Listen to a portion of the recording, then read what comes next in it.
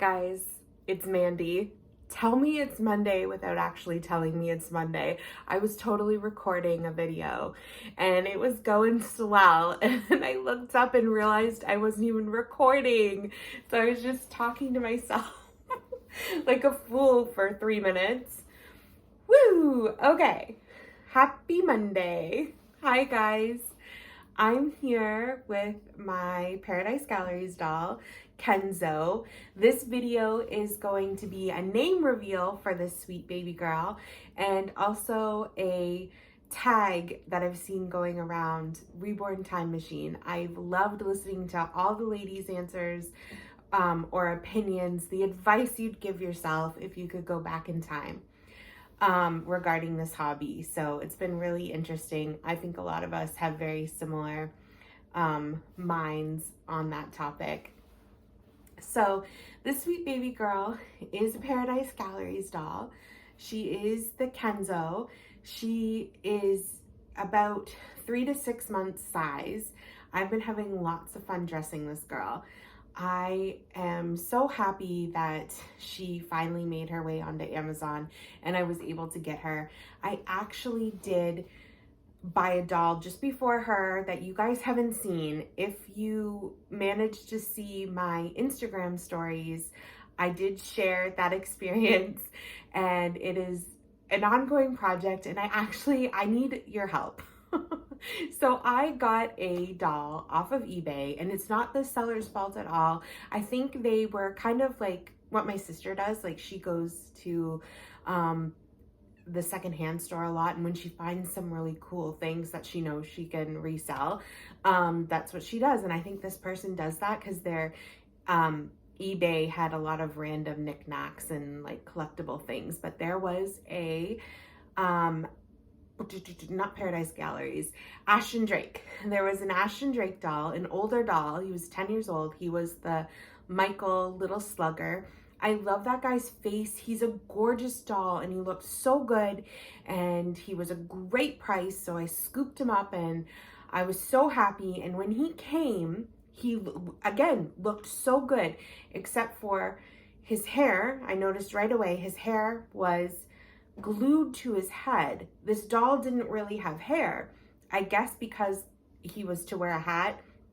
And at the time, I think they made a lot of dolls just as display dolls, even though he was full vinyl, he had a cloth body and stuff. I guess they just assumed he was going to be on display with his little hat on and no one would ever take that off, right? So the hair was horrible. It was just glued onto the head. And if the glue hadn't been old and crusty and gross, I could have maybe lived with that, put a hat on him or whatever. But I was like, no, I'm going to get this doll a wig. But then the second problem happened.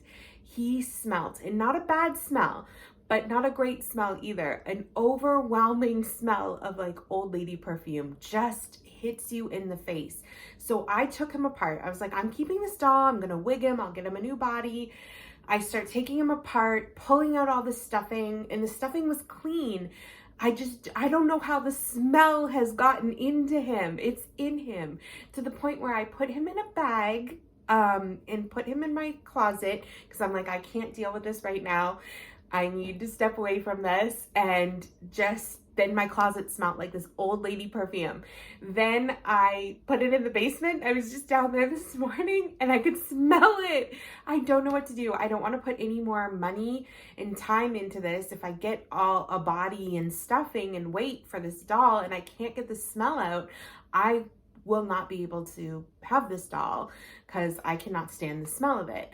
How do you get the smell out without damaging? I know he is an Ashton Drake doll, so, you know, he's not painted, but I don't want to damage his vinyl because I'm not an artist. I could never fix it if I took all his coloring away. I tried Tide in warm water. That is my cleaning hack for everything. I got it off of Instagram. It's awesome, but it didn't take the smell. No, it's just so, I think I might have to just move on.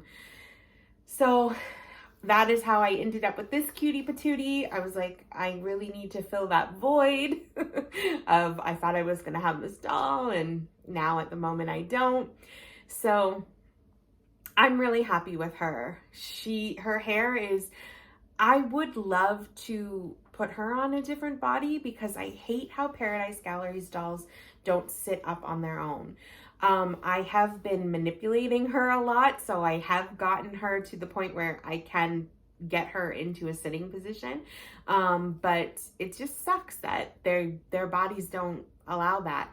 I have reweighted and rebodied 2 dolls in the past, and I hyperfixate on things and they just didn't look right to me, and I ended up selling them, and I don't want that to happen with her. I don't want to take her off a body that's working and put her on in a new body and then be miserable because I messed it up. I know it's so simple and I know everybody does it. I just can't do it. I don't know what's wrong with me. As I was saying, her hair is so much fun. It is really like, I wouldn't say it feels exactly like human hair, but it is really cool where it kind of wants to hold its shape.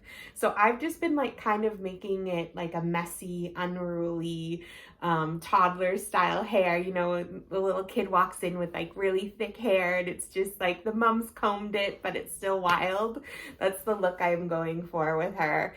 And I love it so much. And the little bangs that come down like this, they really did a good job with this doll, and they really made it versatile. Like she can rock the boy look and also the girl look. There's no way you cannot see this hair and not want to put pigtails in it.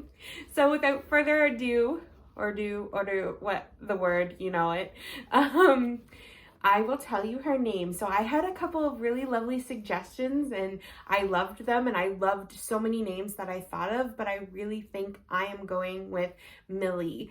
I think that is a super cute name and I think it suits her.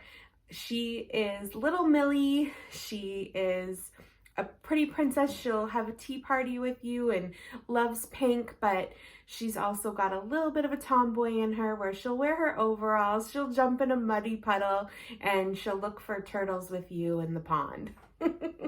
This is Millie. So I'm really excited. It's funny when you give a doll a name and then it just, it makes, I don't want to say it makes them feel real, because then people are going to be like, well, this girl's crazy, especially if it's just somebody tuning in and who doesn't know much about the hobby or anything. But it does bring a little bit of magic to the doll once you give them a name. So this is Millie, and Millie's going to help me do the Reborn tag, Reborn time machine. So if you were to go back to yourself when you started this hobby, what advice would you give yourself? And I love this because I think about this all the time. I have been part of this hobby for about, I think this is either going on 7 years or 7 years. It's been a while. I still feel like a noob, and always learning new things and always hearing new facts and meeting new people. So it is a forever changing hobby. I had a lot of dolls at one time, a lot of Reborns, and I wish I could go back and tell myself to take a breath. You don't have to have 100 dolls to be part of the hobby. You don't have to have all the designer clothes to be part of the hobby. I remember there was one lady who, I haven't seen any videos from her for a while. She just had one little doll and she was so happy and she made great videos. And I feel like I really tried to keep up with the Joneses, and I put a lot of pressure on myself to feel like I was relevant. And I think I ruined a little bit of the joy in the hobby because I just felt like I needed more. And then when you are spending lots of money on things that, you know, you want but don't really need, and then you don't have money for other things, and then you're miserable. So that I would say to myself and to somebody who's just stumbling in on this hobby, Slow down, take your time. Really, I've heard a lot of women say this, really research the dolls. Make sure you you love that doll at every angle, at every artist is different. So look at lots of different versions of that doll. I also wish that when I started, I didn't have such an earworm, I guess, from just seeing other people's videos and people talking about. When I first started, a lot of people looked down on the people who had Paradise Gallery's doll or Ashen Drake's. They were like, well, they're not real Reborn collectors. And I would never say that to anybody. And I accepted anybody and anybody's doll. But for myself, I was like, oh no, nobody's going to like me if I have a Paradise Gallery's doll or an Ashen Drake doll. Like, I really had that in my mind. But I really suffer from OCD, and part of that is hyperfixation. So for me, with all my Reborns, and I had some gorgeous dolls, and it kills me that I gave some away and I sold them all, to the point where I had nothing. I couldn't stop hyperfixating on little things, like if they're blue, like there's so many layers to a Reborn doll, like paint wise. And if I saw a tiny bit of the blue layer coming through or the yellow layer coming through, I would hyperfixate on that little tiny spot on my doll to the point where I couldn't look at it anymore. And I know that's so me, but I wish I could go back and tell myself it's okay.